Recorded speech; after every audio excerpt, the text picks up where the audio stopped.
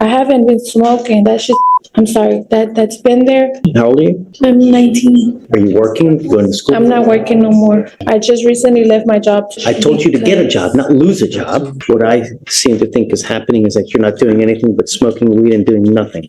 That's it. You stay with me, I'm revoking your bond, man. Make an exception to tell somebody to bring my grandma, because she doesn't know how to drive, and I drove her up here. Do you even have a license to drive? I don't, sir. You can't drive if you ain't got a license and insurance. Everything we asked you to do, you did the exact opposite. Sir, I was working on it. I just need you to help me with this. I'm just asking you for like one more week, and I'll get it together. Hear me out, sir.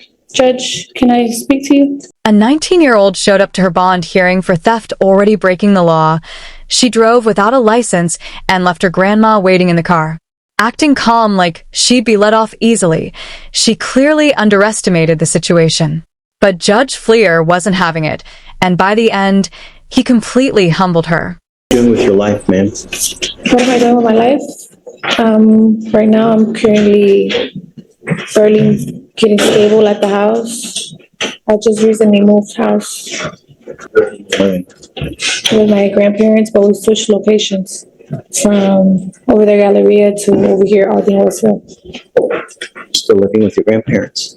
Yes, I'm the only one that lives with them. I'm the one that tries to help them out. Okay. How old are they? They are 65 and up. I don't need help. My grandma is. Hey, what do you do? Are you working? Going to school? I'm not working no more right now.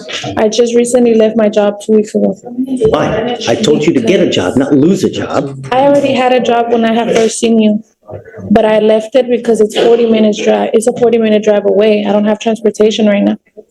So what have you been doing between now and then, in the last 2 weeks? Well, I've been looking for a different job nearby, and I got an interview coming up on the 8th for Academy. I'm sending you for a drug and alcohol test now. What are you going to test positive for? For THC. Not going to go well for you, Ms. Capitio. I should be there from the first time that we got arrested. So you haven't smoked since the last time you've been arrested? Because I think she's saying it may be something still in her system from when she was here. I don't see the date. You mean from August? That's what, 60 days? Really? Really? Yes, sir. I'm sending you for a drug and alcohol test right now, Ms. Capitio. What I seem to think is happening is that you're not doing anything but smoking weed and doing nothing. That's not And right. that's not going to happen. Really? We'll see. I'm sending you for a drug test now. You must come right back and we'll see what happens. Understood. Okay. What happened? Positive. For what? THC, no alcohol. Because we don't know the levels, but that's How old is she? How old are you? I'm 19. That's it. You stay with me, I'm revoking your bond, man. Make an exception to tell somebody to bring my grandma, because she doesn't know how to drive, and I drove her up here.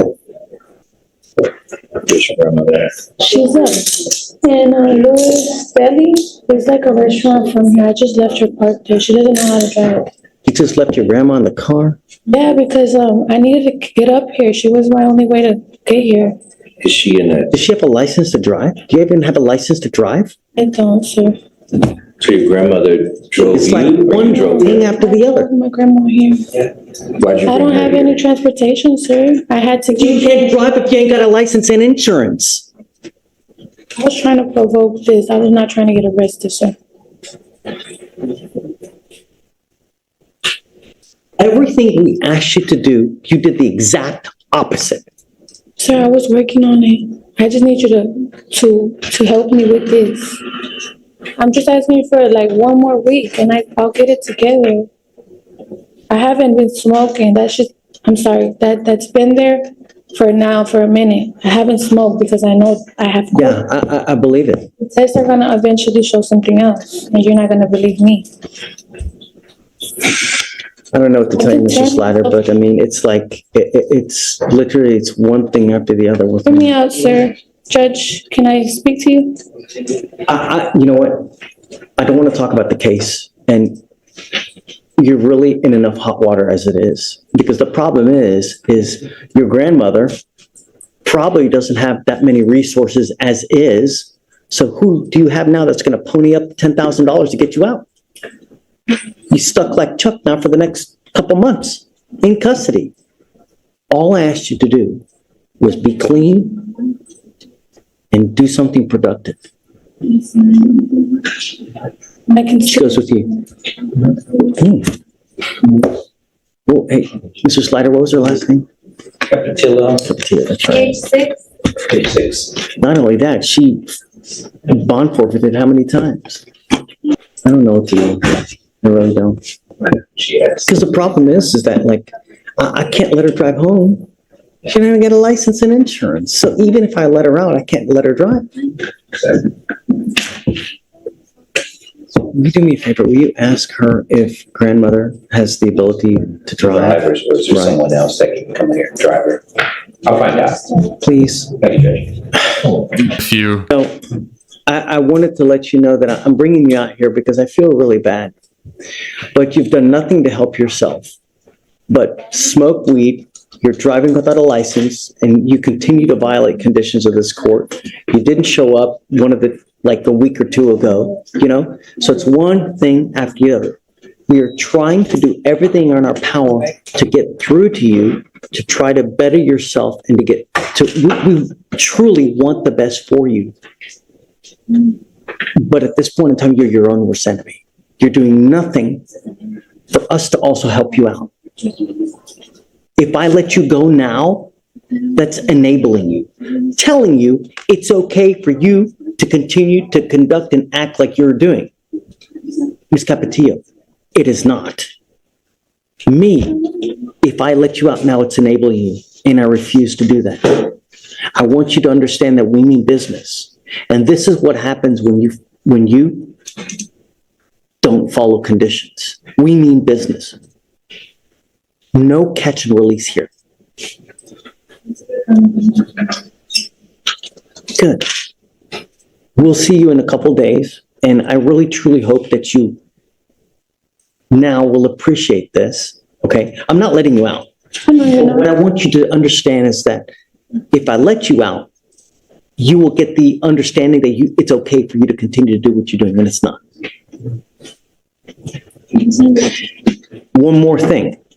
I'm not going to let you plead guilty just to get out.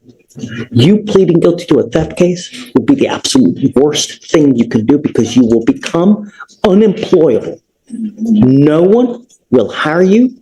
You will be unable to get an apartment, a loan for anything, to get a car, a house, apartment. You want funding for financial aid for schooling for this, not with a theft conviction. But I want you to understand that we mean business, and I hope that this is the length that we have to go to. All right? Okay, thank you. Whoa, hold on. I need to decide one more thing. The most important thing in this life, do not drive without a license and liability insurance. You will be signing an affidavit with me right now. This is a promise you're making to me not to drive. And if you do, I can have a contempt hearing and you can be facing up to 180 days in jail and a $500 fine every time you drive. If you get into a car and you get into an accident and you don't have insurance, you've completely messed with everyone. And I know you don't have money. But if you get into an accident with someone who's got like a BMW Jaguar, or even whatever it may be, they're out a ton of money and it's not fair. All I'm trying to do is what's fair. This was probably the first real lesson she's had about responsibility, and it had to come from a judge.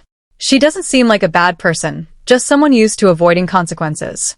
With a theft charge, no license, and still breaking the law, she was clearly in denial. Judge Fleer handled it well, firm but fair, without humiliating her.